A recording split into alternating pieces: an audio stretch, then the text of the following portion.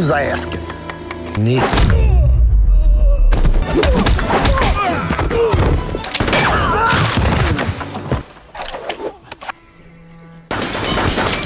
I said stop.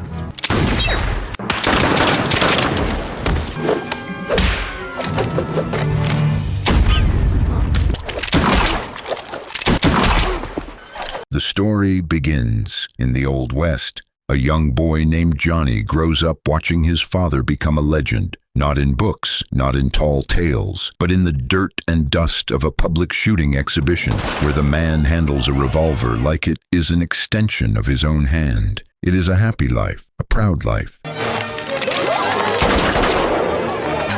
And don't forget! Until the day Brett Clayton rides into that same exhibition and decides he wants what Johnny's father has. The reputation, the respect, the crown. Brett challenges him to a contest, but Brett has no interest in playing fair. In a cruel and cowardly move, he shoots Johnny's father while he is completely vulnerable. The crowd falls silent, and a boy stands over his father's body, saying nothing, making a promise that has no words, only a destination. One day, he will hunt Brett Clayton down and make him pay for his sins. Years pass. Johnny has transformed into a talented gunslinger with a reputation of his own. He is no longer an innocent boy. He is a wanted outlaw, constantly on the move. His search eventually brings him to the town of Cheyenne. He hopes to find information about Brett there. Instead, he finds trouble first. A group of men are bullying and beating a young Native American boy. In broad daylight, Johnny cannot just ride past. He steps in, puts every one of them on the ground.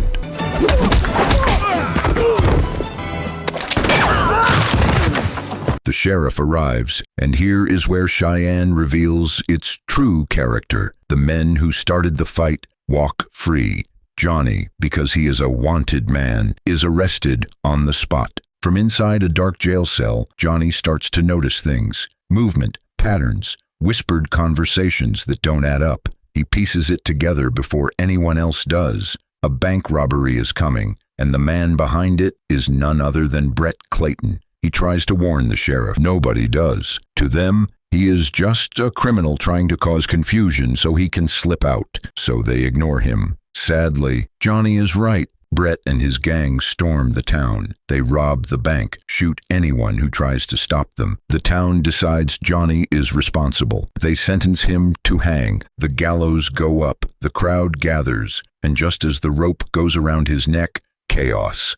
A group of Native Americans attacks the area. Guards scatter. Ropes are cut, and Johnny sees his window. He runs. He rides. He doesn't stop. He pushes hard across the open desert. Eventually, his horse collapses, dies right there in the sand. Johnny is left stranded, weak, dehydrated, alone in the middle of nowhere. He is close to giving up entirely when a traveling preacher named Percy finds him. Percy doesn't ask questions. He hands Johnny water, says a quiet prayer, and gets moving. Not far enough. While they are traveling together, they are suddenly attacked by Native Americans. In the chaos, Johnny manages to escape.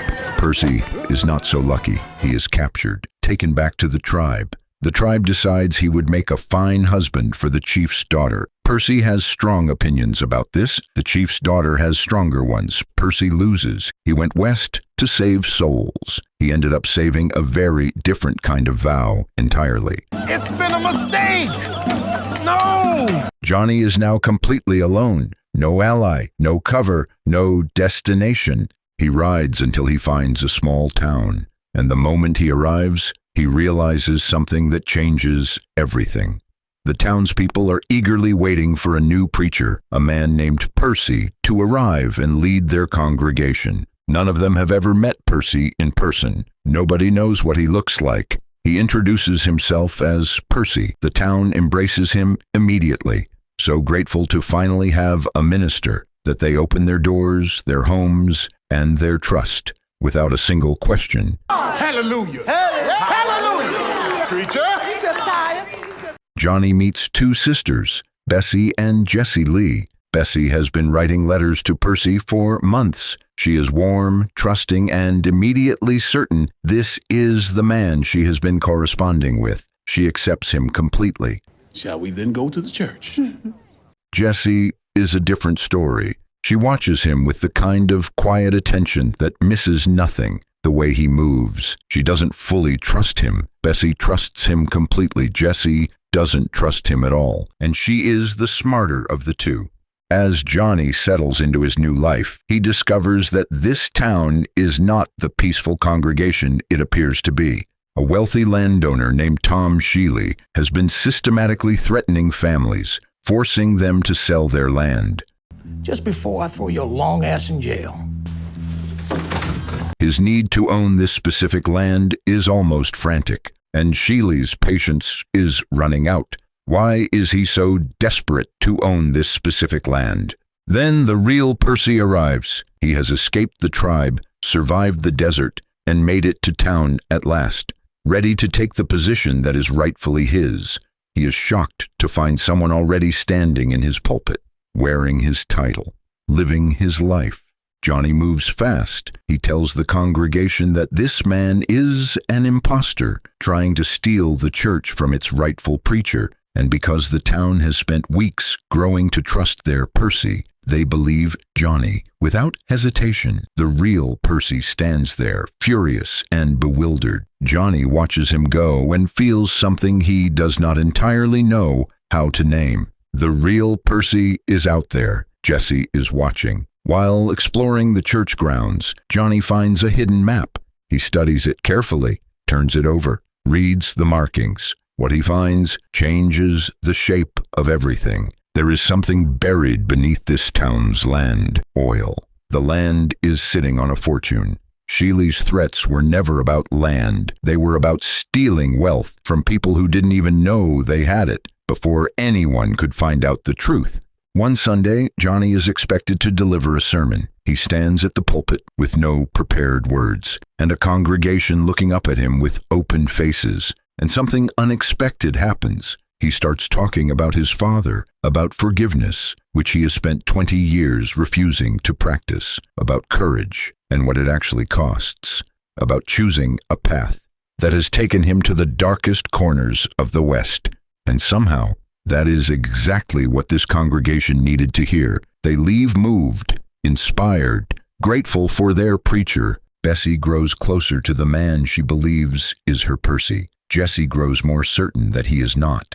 The real Percy keeps reappearing at the worst possible moments, trying to reclaim his identity. Then the saloon fight happens, and in the middle of the chaos, overturned tables, breaking glass, bodies on the floor, Marshall Cove goes very still. He has been watching, studying, and now the pieces click into place. The man who calls himself Percy is Johnny Black, the outlaw, the wanted man. Johnny's secret is no longer safe. I need to show you something that the late Reverend drew up. Johnny and Jesse take the map and keep digging. They confirm what the map suggested. Oil directly beneath the town's land. Sheely knew, disguised as business. The truth comes out. Brett Clayton learns that the preacher in Hope Springs is the boy whose father he shot dead at a public exhibition. He orders his men to ride on the town and burn it to the ground. The showdown begins. I know that killing you will never bring back my daddy. I forgive you, Brett Clayton. Well, still ain't enough. Gunfire tears through Hope Springs. Clayton's men flood in from every direction.